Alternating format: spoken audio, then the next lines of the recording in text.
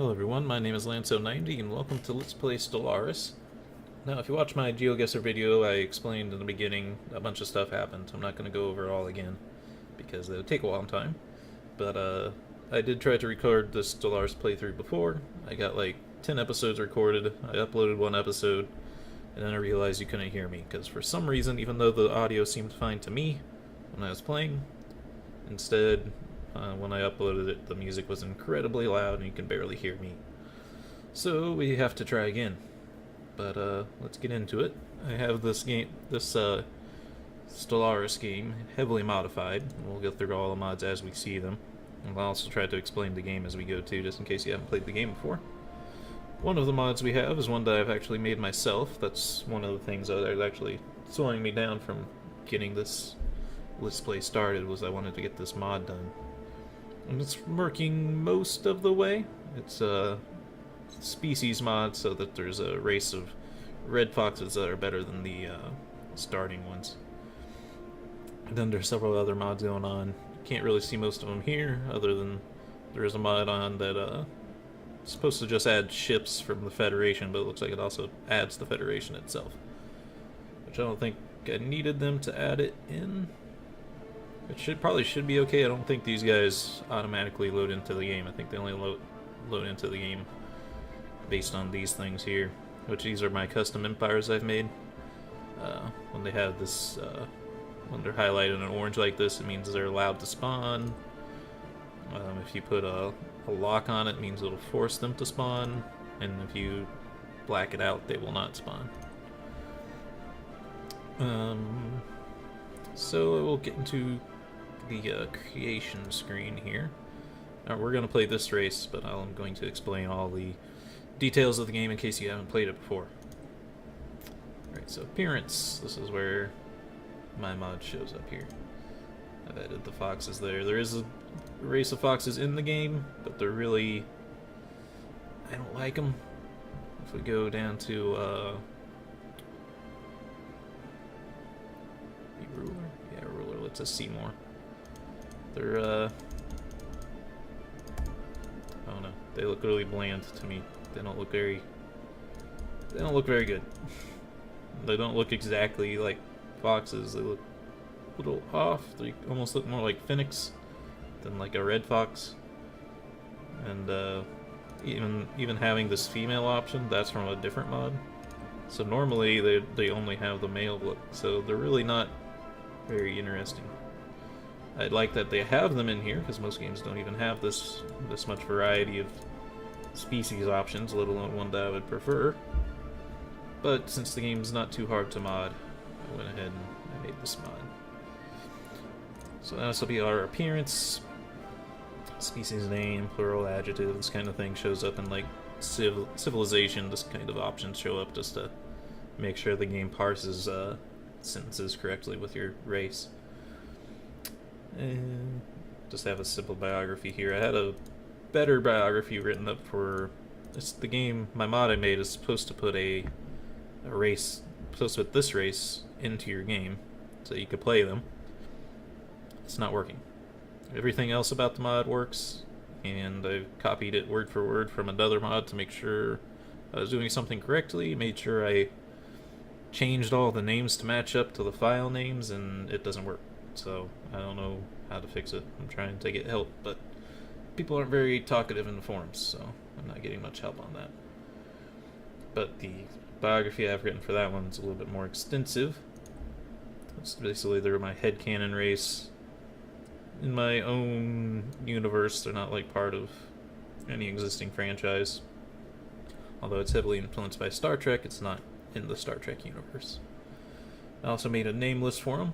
Nameless is working, which is good. Made most of their ship names like ideals and values and ideas. They're not really... I tried to avoid anything that are actual like named ships. Like if you look at the humans, maybe not exactly this one, but you can see there's some that are like, you wouldn't see these names, these ship names in a different empire across the galaxy. Like Caldwell's the person's name, that's not something that's going to show up. Although I did copy what ones I could from here that fit into my themes. I still need to get more ship names though. There's not enough. And then leader names and planet names, I use just random name generator things. This name Essos is popping up too much though. I might have to change that. And then the fleet names, I just didn't really care because I probably just renamed the fleets myself, but it just says Lightfire for the fleet. Now we're getting to actual gameplay stuff. So these are our racial traits. If you played any 4X game before, this will make sense. Stellaris is a 4X space strategy game, and in particular it's a grand strategy game because it was made by Paradox. It's not as complicated as their other games, but it's still way more complicated than any other 4X. Except probably Aurora 4X. Oh man, so that one's like the Cataclysm DDA of 4X games, basically. So there's a limited number of traits and trait picks you can have. Unfortunately, it's not really enough to make an interesting race, and that's another mod that we're gonna see later. Is once we load into the game, it'll allow us to pick more traits, and the reason for that is that the way the mod used to work, the oldest version of the mod, was it just let you have an unlimited number of trait points, which worked fine. What you'd have to do though is that also allows the enemies to pick as many traits as they want, and of course they're going to max everything out. They're not going to try to make a balanced thing, which is what I'm just trying to do. So what you used to do is just use that mod to make your race, and then you turn the mod off, and then you can still select your race and go in, and they still have to use the original trait limits. But they made it so that doesn't work anymore. Now your races disappear from your choice list if they have too many traits. So the solution to that is to have that pop-up event at the start of the game to pick them. I feel like something was not working with that. Maybe it was a different one. Like I said, I played through quite a while before, and then I had to throw it all out. So, but the Lightfirians are intelligent, which increases all their research rates by 10%. They're weak, which makes them do less melee combat damage. Well, not melee, but army damage, but it doesn't apply to like ship damage at all. And reduced mineral output by only 5%. That's not too bad. And they're communal, so they get plus 5% happiness.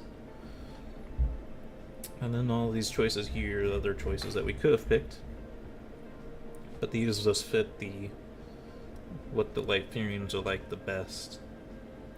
Because this is, like I said, this is based on my headcanon for this race. I'm not exactly picking ones that would be necessarily the best choices here. Like actually their enemy empire that I've actually made on my list, they're actually incredibly powerful just by the game mechanics. But I'm not going to go through all of these because there's a lot. But another one of the mods going on is this. There's a mod for even more choices here, because this trait list is really pathetic to start with, the base game.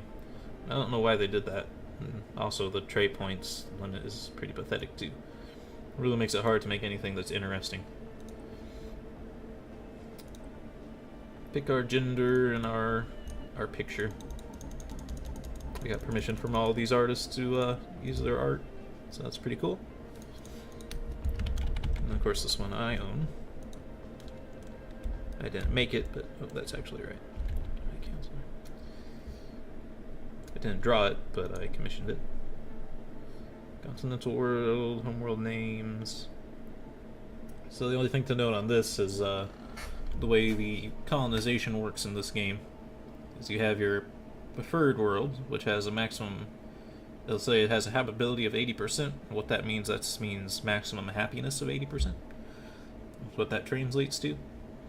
The two planet types that are next tiers are 60% habitability worlds, so jungles and oceans are 60% habitable to us.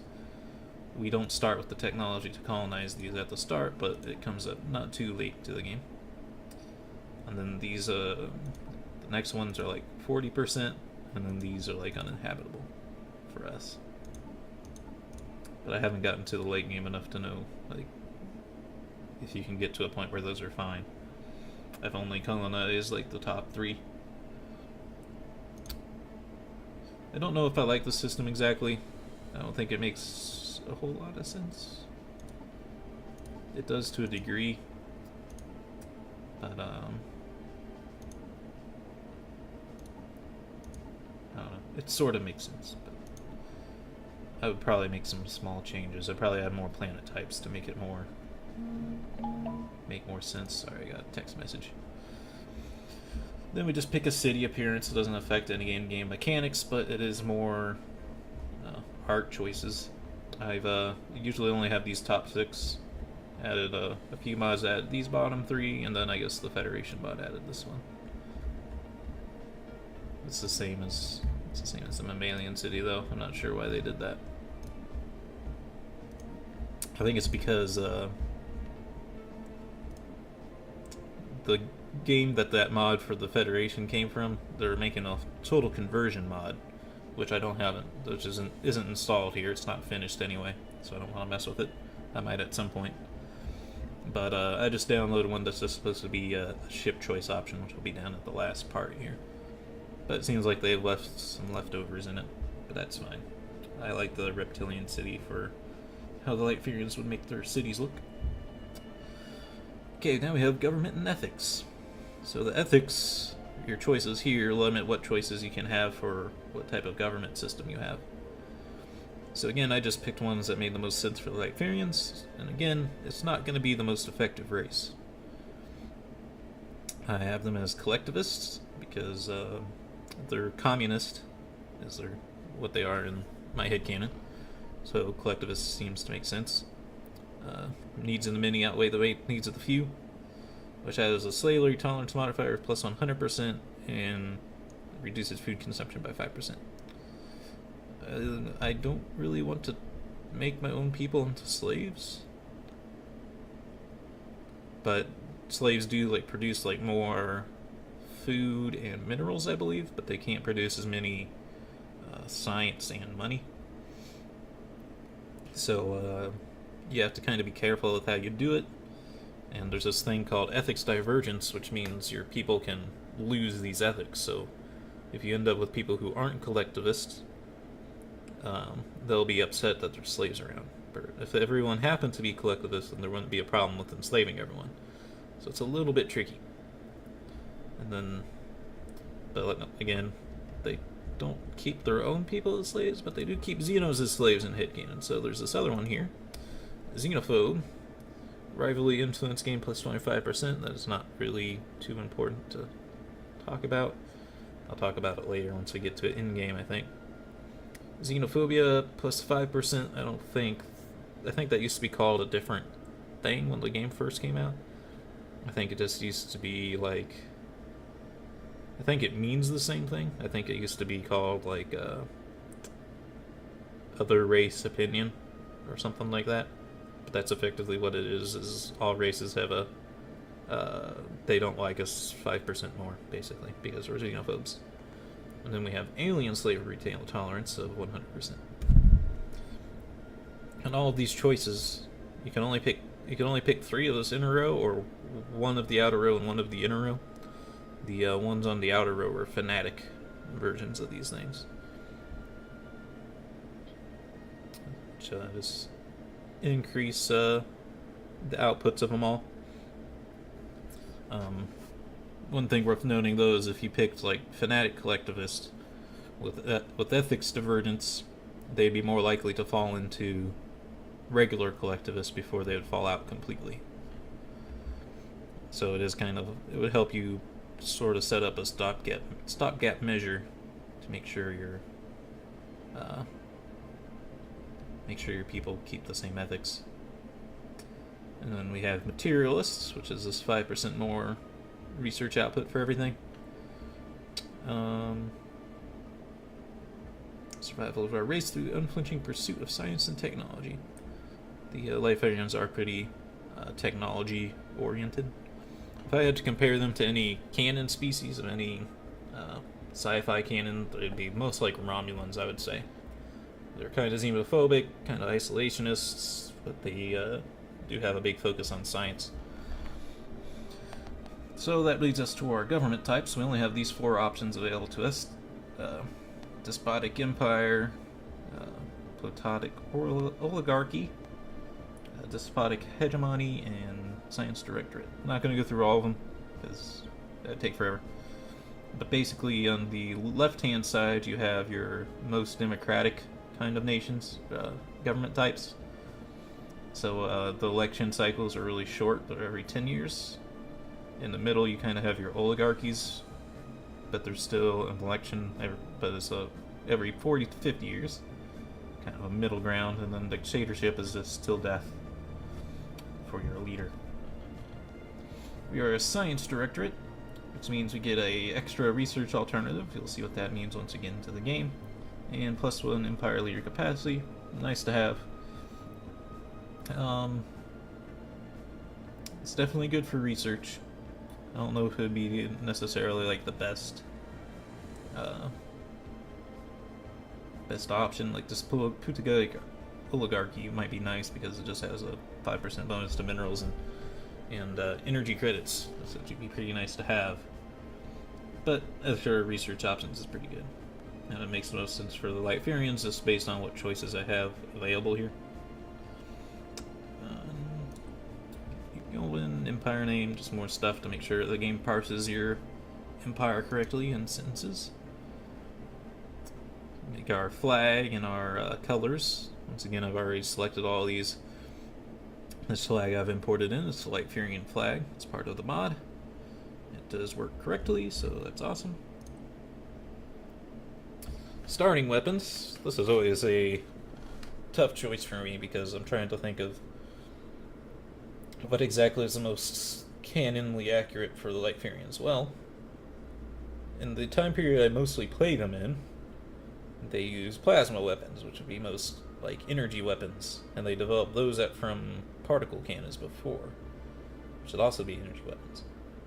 But in like their earliest days of the space program, like when they're first leaving their home planet, they'd be using missiles, because that just makes the most sense in space for a starting civilization to use.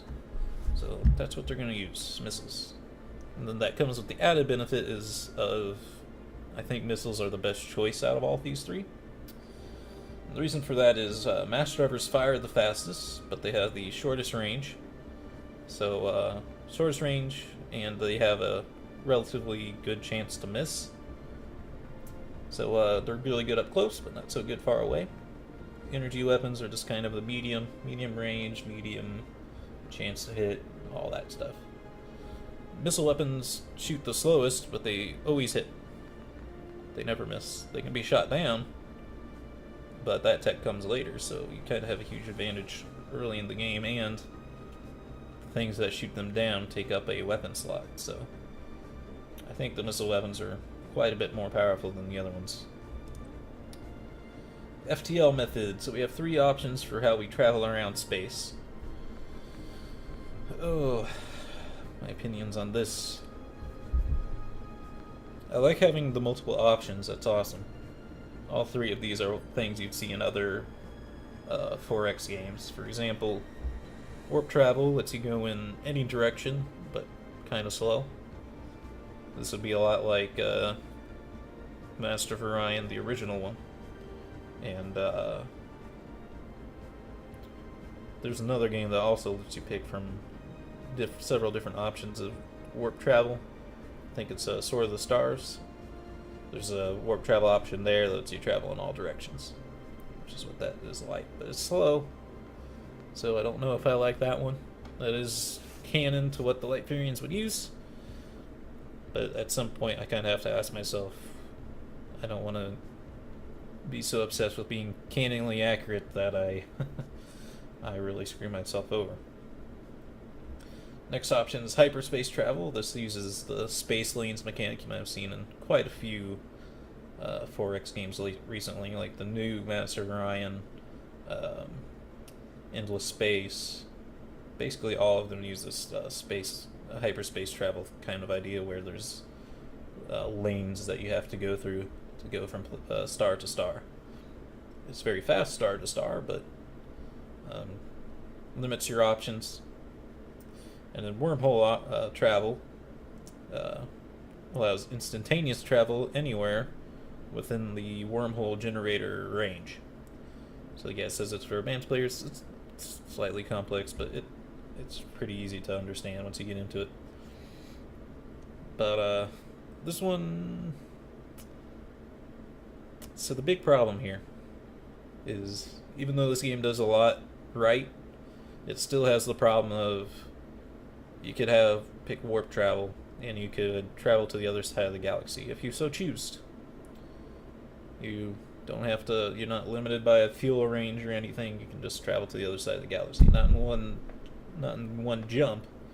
You still have to go system to system, but you can go to the other side if you felt like it. Which I don't like. I like there to be like a limited range, but there's no mechanic in this game other than with wormhole travel, because you can only stay within range of the wormhole. That said, I don't know if I want to tell, because there is an option to make every race pick a certain type of space travel. So I could tell them to all pick wormholes so they have limited range, but then everyone would also be teleporting into systems instantaneously, which isn't exactly the most interesting. It could also cause problems. The other problem with wormhole travel, which I found out in my last playthrough, is once, say you're fighting an empire that's on the other side of another empire, if the empire between you two expands to where your wormhole is, your wormhole disappears, and then your ships are trapped over in the other nation. So while normally I go with wormhole travel because it's pretty freaking awesome, it has come back to bite me in the ass pretty hard. But being able to jump instantaneously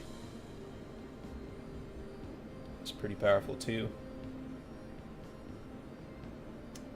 Which makes me tempted to pick the hyperspace travel option, but at that point I'm like, well, what they really have is warp drive. I think we're going to go with wormhole though. The advantages are too high to pass up, even though warp travel is what Lightfirians would actually use. I'm sorry, I must do it. Ship appearances. So normally, again, you start with just these top 6. Doesn't affect anything game mechanically, but it's nice to have options. Which is why I've added 3 other mods, and then the Federation mod as well, for ship choice options. Reptilian ships used to be the ones that I felt fit the Lightfirians look the most. I think we're going to pick Federation ships now that I have that mod. It's only the motion picture timeline, unfortunately. Even though the main mod's going to cover all the timeline. But I'm hoping one day they'll release the Enterprise ships standalone, because I like the Enterprise era the most. But these would still be the most accurate to how they act. And you can branch out from your particular weapons tech, so even though we're researching missiles at the start, we will be able to potentially research plasma later, so that still makes sense canonically. Save, and we will get into the game. So, this game, well, it doesn't have as many stars as No Man's Sky. For any 4X game, it has the most amount of stars you're ever going to see. Like, we're starting on medium, which is 600 stars, which is already like way more than you'd ever see in any other 4X game ever. You can see that's only less than halfway up on this list. I think I did add a mod that added some more sizes. What I'm going to do is I'm going to bring it up to huge. Just because I doubt with any size of galaxy that we'll ever actually finish this game anyway. I'll make it a spiral just so it's more realistic to what we're familiar with. I'll leave the AI empires and everything the same. I'll leave the difficulty the same. I'll leave the allowed FTL method open. I'll leave Iron Man mode off, only because with this many mods the game's going to crash at some point.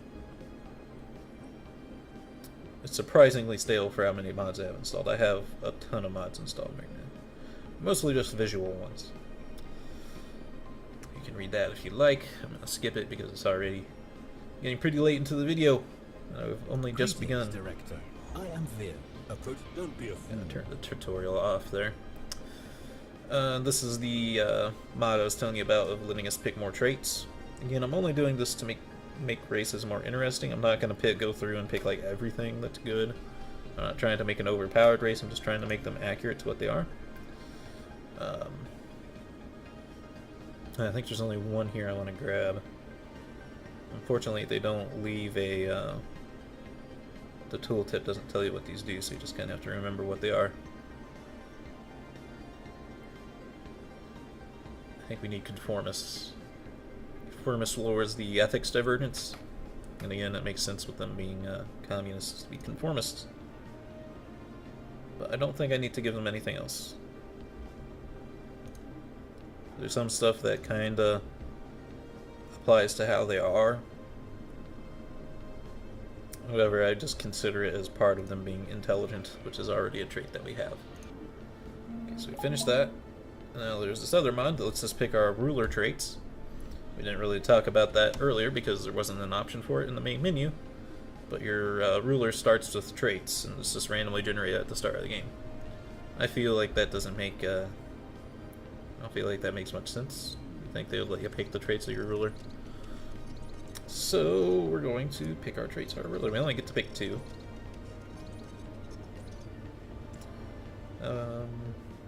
This one actually does have the tooltips to tell you what they do. And there's the other reason that I've been having trouble recording Let's Plays is I also have this train track right outside my house. Hopefully it won't blow the horn right outside the door, but it does do that time to time. I guess I can mute the audio here momentarily, just to make sure.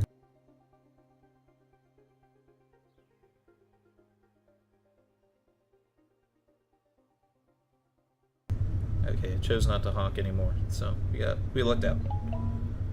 So people are still texting me. We're almost done with the video. I'll get back to the text at that point.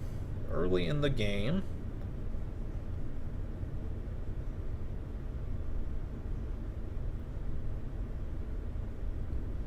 cost of mining stations reduced by 25% is pretty important.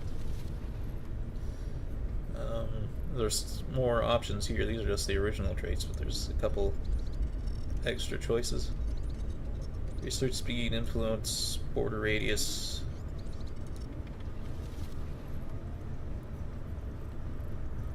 Inspirational is interesting. Not at the start of the game, though. I don't think it's too important.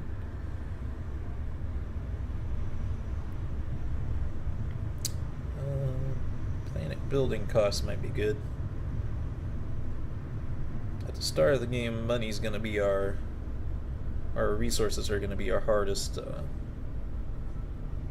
thing to keep up on, so I do think I'm going to pick progressive. Welcome to the Star Trek's New Horizons Federation TMP standalone mod. This standalone is incompatible with the main mod. To enjoy the ultimate Star Trek experience with 45 plus custom Star Trek races, 3 custom-made canon galaxies, tons of story and flavor events, own Trek G, and unique gameplay mechanics, and much more, check out the Star Trek New Horizons Soul Conversion mod on the Steam Workshop.